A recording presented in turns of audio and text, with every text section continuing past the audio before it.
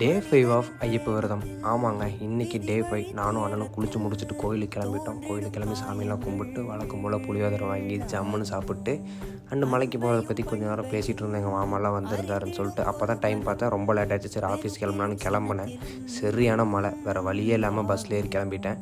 Bus தான் நேரமே போகுன்னு பார்த்தா அவரும் ரொம்ப நேரம் லேட் பண்ணிட்டார். அதனால் உக்கடம்லேருந்து ரேபிடோ போட்டு அடிச்சு பிடிச்சி அப்படியே ஆஃபீஸ் ஒரு மணி நேரம் லேட்டாக வந்துட்டேன். சரி ஓகேன்னு ஒர்க் பண்ணிருந்தேன். அப்படியே லஞ்ச் டைம் வந்துச்சு, சரி சாப்பிட்லான்னு போயிட்டோம். இன்றைக்கி வந்து பார்த்திங்கன்னா லெமன் சாதம், தயிர் சாதம் வித் 4 வடை சாப்பிட்டு அப்படியே ஒர்க் கண்டினியூ பண்ண ஆரம்பித்தாச்சு.